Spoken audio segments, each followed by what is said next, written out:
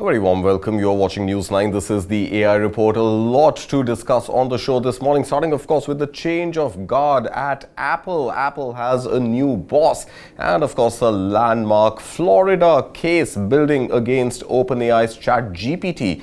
And is AI likely to be an opportunity for the employment of those dealing with ADHD? We'll discuss all this and more on this edition of the AI Report. But first up, let's quickly take a look at all the headlines that we are tracking from the world of artificial intelligence this week, right here on the AI Report. Well, first up, the UAE, under the directive of the new president, has launched a new government model which in 2 years would enable 50% of government sector services and operations to run on agentic AI. Now, this makes the UAE the first government globally to operate at this scale through autonomous systems. Performance across government will be measured by speed of adoption, quality of implementation, and mastery of AI in redesigning government work. Now, the implementation of the project would be overseen by Sheikh Mansour bin Zayed, with a dedicated task force chaired by Mohammed Al-Gergawi driving execution. Well, on other headlines, Meta plans to cut 10% of its workforce. That's roughly 8,000 employees and close to another 6,000 open roles which may not be hired. The cuts come as the company, which owns Facebook, Instagram and WhatsApp, spends heavily on developing artificial intelligence. Now, in the Thursday gone by, the White House accused China of stealing US artificial intelligence labs' intellectual property on an industrial scale. The memo, which released just weeks before US President Donald Trump is set to visit Chinese President Xi Jinping in Beijing, promises to raise tensions in the long-running tech war between the rival superpowers. The Chinese embassy in Washington has, however, opposed the allegation, calling it baseless. Moving on, Chinese electric vehicle maker Xpeng expects to start large-scale production of its flying cars next year and of its humanoid robots in the fourth quarter of this year, 2026. Now, an autonomous robo ping-pong player is dubbed Ace achieved a milestone for AI and robotics in Tokyo by competing against and sometimes defeating top-level human players at table tennis in a video released by Sony AI.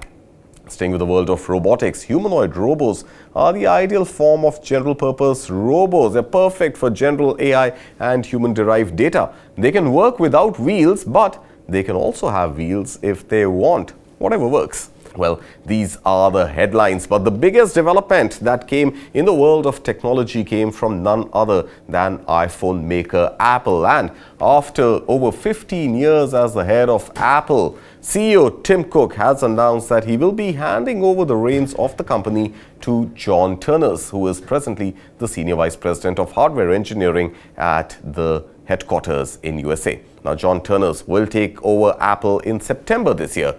He's a 25-year Apple veteran who joined the company back in 2001. Now, John Ternus led hardware engineering for the iPhone, the iPad, Mac, as well as AirPods, playing a key role in the transition to Apple Silicon. Now, the big question is, how will history judge Tim Cook, and what are the immediate challenges that John Ternus would have to grapple with? Well, a little bit about the company and its new CEO and the one going out. The longtime CEO inherited Apple, that's Tim Cook we are talking about, at a market capitalization of $350 billion and oversaw it hitting a $4 trillion valuation. Now, Tim Cook introduced larger and smaller iPads, more types of iPhones, AirPods and Apple Watch, and a host of online services. Now, Cook has had his share of mishits as well. Now, the Apple Maps launch, the failed launch of an AirPower wireless charging mat, an unsuccessful decade-long quest to make a self-driving car, and the company found itself lagging miserably in the AI race as well. Now, though none of these really turned into a sort of crisis that could prevent Apple from becoming the most valuable company in the United States of America for most of the last few years. Now, to discuss what lies ahead for John Ternus and Apple, we have with us joining today the founding partner of Chrysalis Capital, Barnik Chitran Maitra. Barnik, thank you so much for your time. Big boots really to fill for John Ternus. One, of course, are the biggest boots, some would call, of them all, which is Steve Jobs himself. And then, of course, Tim Cook, who has steered the company for about 15 years or so. Now, some would credit Steve Jobs to be the innovator and Tim Cook to be the operational supply chain mastermind. What is John Ternus' specialty? Now, John Ternus, as you pointed out, is actually the hardware engineer. So I think Apple returns to someone who's actually hardware engineering background and fundamental engineer. If you look at the founders, the original founder had the two Steves, where Steve Jobs was actually the visionary and the marketeer, and Steve Wozniacki was actually the engineer.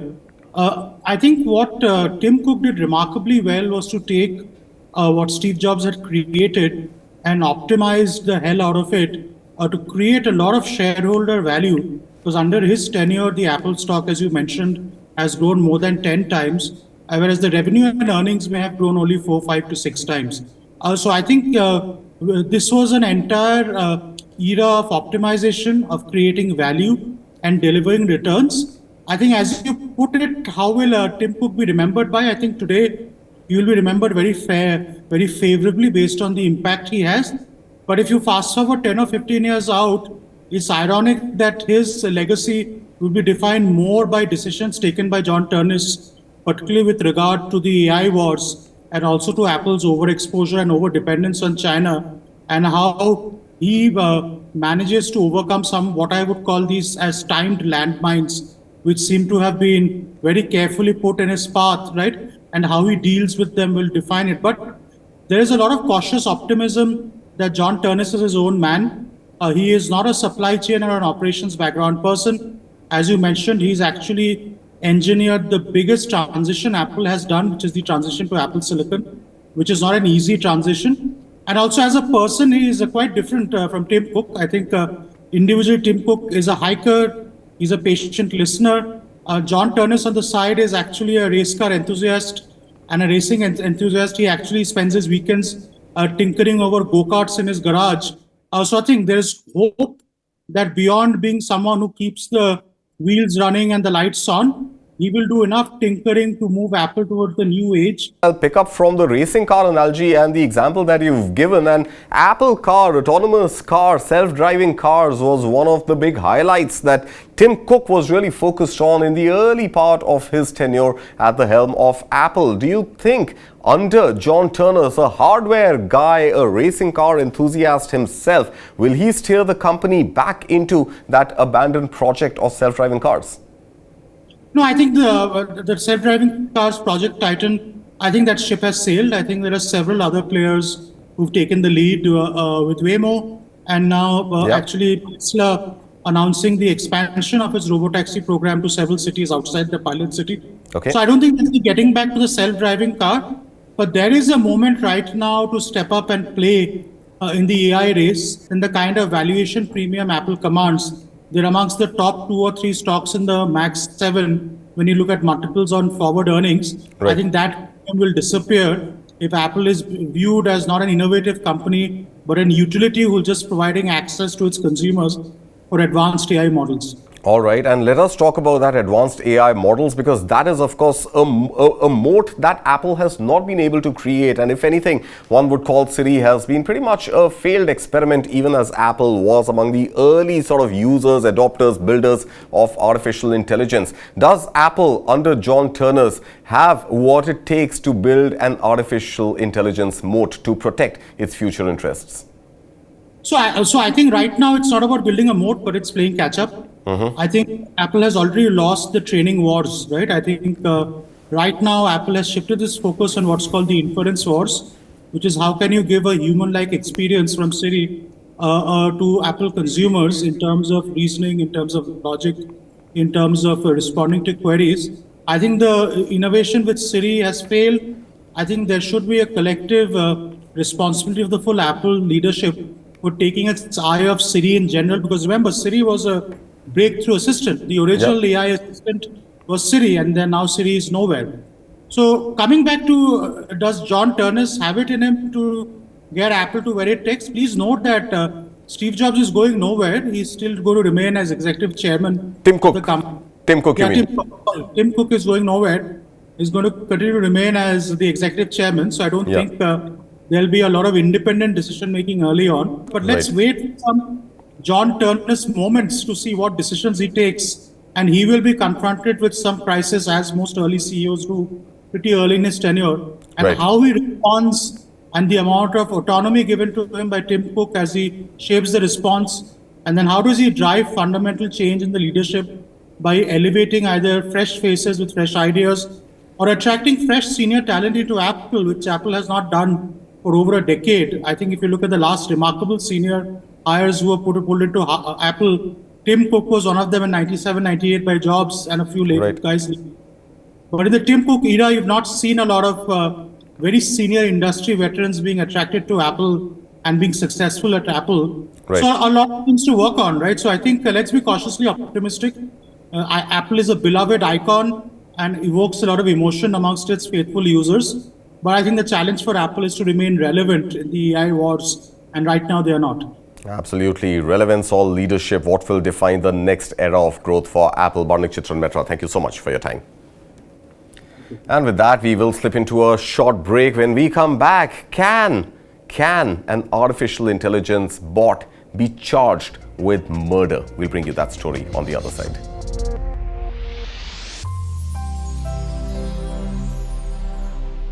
Can you charge an AI bot with murder? That's the big question we are asking on this segment. You're watching the AI report right here on News 9. Well, fresh out of the controversy with Pentagon and Anthropic, Altman's OpenAI seems to have gotten into trouble one more time. And this seems to be a much bigger trouble because the AI bigwig is now facing a criminal investigation in the United States over whether its ChatGPT played a part in the murder of two people during a mass shooting at Florida State University last April that also injured 6 on campus. Now, state attorney in the state of Florida, General James Altman, said at a news conference on Tuesday that his office is expanding an examination of OpenAI, saying a criminal investigation is necessary, and the state had issued subpoenas to the $852 billion California-based tech firm. He said that his office has been looking into the use of AI chatbot by a man who allegedly shot several people at the campus. Now, the lawyers said they had learned the shooter was in constant communication with ChatGPT ahead of the shooting and that the chatbot may have advised the shooter how to commit these heinous crimes. Now, the shooter, Phoenix Iker, who was 20 at the time of shooting, allegedly communicated frequently with ChatGPT prior to the campus attack, allegedly asking for detailed information about the operation of guns and ammunition, where he could find the most students and how the nation might react. Now, OpenAI has dismissed the allegation. It appears to be the first time OpenAI has been under criminal investigation over the use of ChatGPT by someone who allegedly went on to commit a crime. Now, the company said that it continues to cooperate with authorities and had shared information with law enforcement after identifying a ChatGPT account believed to be associated with the suspect. Now, last year, a coalition of 42 state attorney generals sent a letter to 13 tech companies with AI chatbots outlining their concerns over an increase in AI usage by people who may not realize the dangers they can encounter, including murders and suicides that apparently involved some usage of artificial intelligence. Let's put this into a legal perspective, into a regulation perspective with Kapil Chaudhary, partner Denton Links Legal, who joins me this morning. Kapil, thank you so much for your time. Is it possible to charge an AI chatbot with murder in any country, anywhere in the world? Because the Florida State Attorney General says that had it been a person on the other side of the screen, then the charges would tantamount to murder. But in this particular Florida shooting case, there's no person on the other side of the screen. There is a chatbot. So thank you, Kartik, so much for having me. I think this is a very valid discussion, and I'll probably break it down into a few aspects because it's not an easy answer. As let me start from the basics. Technically, AI does not till date have a separate legal personality, and all jurisdictions are kind of grappling how to regulate it. Now, let's say the first question is, can AI chatbots be actually prevented from replying to queries? How do you regulate? The answer technically is partially yes. So every frontier model, every LLM model typically has guardrails. They have something called refusal layers and safety classifiers. But what this particular Florida case exposes, Kartik, is the gap, because these guardrails are essentially probabilistic. They are not deterministic. They work on probabilities. And they also degrade over long conversations. They can also be jailbroken. And especially, it's very easy to game it. For instance, factual answers on all these chatbots are not illegal. So for instance, a person with an illegal motive or a potential terrorist can ask a question, what's the busiest hour on a campus or on a school, to maximize, let's say, a crime. Now, this is an innocuous statement until the intent is layered. And the hard truth of the matter is that AI doesn't read intent, it only reads patterns. So that's actually a central design problem. But what can actually work is mandatory high-risk categories. So for instance, weapons, self-harm, child sexual abuse materials, etc. Refusals could be hard-coded and not probabilistic.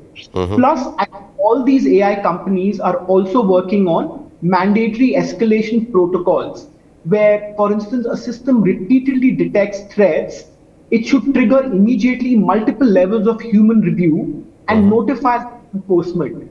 So in the instance that you said, right, the staff of that AI company internally flagged the shooter issue, but chose not to alert law enforcement. That's the accountability gap. All right. One quick follow-up question. And an analogy I will draw, that if it were not a screen, and I'm back on the Florida case, if it was not a screen that was being used as a communication tool, and had the shooting actually been committed by a robo, would the robo or would the maker of the robo have been charged with murder?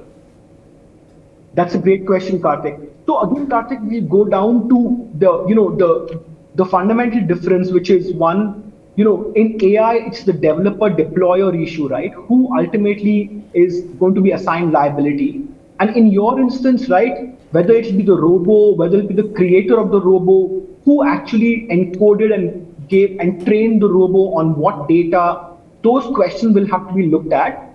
And again, the robo itself is not would be the creator of a company, right? So will you then pierce the corporate veil, underline and understand the liability and the criminal intent behind that robo? Who is actually liable? Who designed the platform really, right? Probably right time right now to start thinking of, should we have a dedicated AI legislation? Keep it a soft touch regulation, keep it a high level regulation, but start thinking and working on those lines.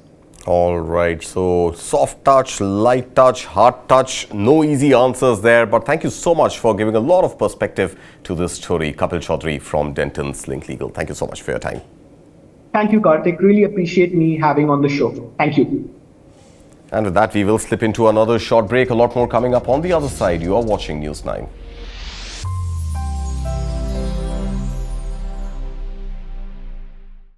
You're watching the AI report right here on News 9. Well, AI just refuses to relent when it comes to surprising the world with the amount of possibilities it is capable of.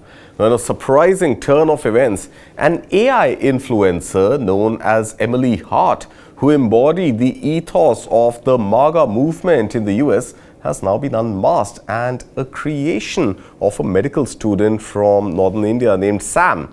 Now, Sam, a 22-year-old man in India who was seemingly facing significant financial burdens during his medical studies, utilized the Google Gemini app to develop an AI content creator, which he hoped would help him generate income in order to support his ambition of moving eventually to the United States. Now, the journey to create Emily Hart began when Sam stumbled upon the idea while browsing Instagram.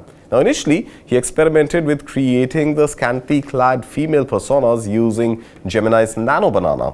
Now, these efforts, however, yielded very limited success. Here's when he sought a new direction. He turned back to AI for advice. What he learned was that by simply creating another attractive figure, one could not cut through the competitive landscape of influencers. Now, targeting a specific demographic is likely to yield better results, or following in this case. Now, he chose the conservative audience, which often comprises older men in the US known for their loyalty and higher disposable income. Sam then focused on the MAGA conservative niche. He crafted Emily Hart, an online persona, as a registered nurse and began posting political content that resonated deeply with the conservative ideologies in the US. Now, this included an anti-abortion and anti-immigration stance. Now, one post showed her holding a gun with a caption, "If you want a reason to unfollow, Christ is king, abortion is murder, and all illegals must be deported," with POV. Now, you were assigned intelligent at birth, but you identify as liberal. These are some of the politically charged statements that this AI influencer was posting. Now, the revised execution was met with remarkable success. Each of Sam's Instagram reels garnered extraordinary view counts, some reaching upwards of 10 million views, propelling the virtual influencer into viral status. Now, Emily Hart's popularity paved the way for modernization opportunities. Sam not only earned through views on social media, but also expanded his revenue streams by selling subscriptions via the fan view and merchandising themed around MAGA. Now, the dual approach of harnessing AI and tapping into a specific ideological market proved to be a lucrative endeavor for the medical student. It transformed his initial struggle into a money-spinning venture. Now, as the unmasking unfolded, Hart's Instagram profile was taken down in February for fraudulent activity. Now, after the report by Wired magazine exposed the scheme, her Facebook account was also removed. Now, this unmasking has, however, raised questions about the ethics of AI-generated personas in social media and the implications of creating fictional influencers that cater to specific political or ideological groups. The big question really is AI going to turn reality on its head in times to come? Well, Palantir's CEO Alex Karp definitely thinks so. In a recent podcast, while discussing the looming gloom over the job market in the wake of AI systems and its negative consequences, Karp in fact has given a list of 2 groups that should not be worried about the rise of artificial intelligence, especially when it has to do with their jobs and their future employability. Now, 1, those who have some form of vocational training. This could be carpenters, cobblers, plumbers, craftsmen, electricians, or even roof layers. And the second one, and that's a little more surprising, the second one are those who are neurodivergent. Now, neurodiversity is a broad term that encompasses ADHD, autism, dyslexia, dyspraxia, and other such conditions. Now, Karp feels that if you are massively dyslexic, you cannot play a playbook. There's no playbook a dyslexic can master, and therefore he or she can learn to think freely. And AI can never learn the workings of a dyslexic or autistic's mind because it does not follow a pattern and is capricious beyond normal imagination. Now, he's definitely not thinking or talking through his hat. In fact, he is basing this on a report. Now, according to a 2024 Gartner study, 20% of sales organizations within the Fortune 500 companies will actively recruit neurodivergent talent across conditions such as autism, attention deficit hyperactivity disorder, ADHD, and dyslexia, improve business performance. Now, Karp has earlier publicly spoken about his history with dyslexia, going on to call it a formative moment in his life. Well, let's put this new sort of emerging trend into perspective, and joining me on the show is my colleague Amit Ranjan Kumar, the executive editor at News9. Amit, a strange sort of correlation, if one could call it, because at one level there is this sort of massive job threat looming across industries across the world that AI is going to take jobs, but then there's a special kind of employment which seems to be safe, if at all, the likelihood of more hiring for ADHD and dyslexic people. like you mentioned, reality being turned on its head. These were the people who were last on the HR's list when they were recruiting people. Probably they will be the first on them, because AI is replacing jobs of everything that it can learn. The only thing it cannot learn is the capricious behavior that is triggered by ADHD, autism, or dyslexia. So these guys stand to that advantage. So it's karma basically turning over its head. Karma turning over its head, I'm sure, for employers out there. But specifically in the advent when AI can do most of the jobs, what are the specific kind of jobs which should be beneficial for people who don't follow patterns, for people who don't have linear thinking, or what we understand as logic being used to do those jobs? Are there specific jobs which would be preferred done by dyslexic or autistic or ADHD patients than human beings, and by human beings I mean regular, unaided, unmedicated, undiseased human beings, or even AI bots for that matter? See, history has it. Solutions out of the box have happened in times that cannot be explained normally. René Descartes discovered the coordinates in his sleep, so he said so. AI cannot learn that.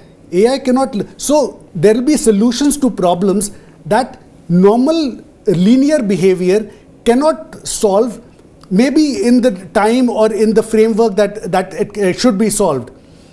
That is where a dyslexic patient, and I'm just spitballing here, will come with solutions that nobody can think of, or probably will find out methods to solve the same problem which nobody can think of, and probably maybe 5 times out of 10, or maybe even 2 times out of 10 may succeed. All right. If that happens, that is what companies want. So it is again reality being turned on its head. One fine morning I got up in the night. Right. Okay, so it could be one of those eureka moments where you're looking to solve a problem which cannot be solved without out-of-the-box thinking. And it seems that artificial intelligence, with all the learning that has gone into it, continues to be boxed in, at least as far as its solutions are concerned. We leave it at that on this edition of the AI Report. Thank you so much for watching.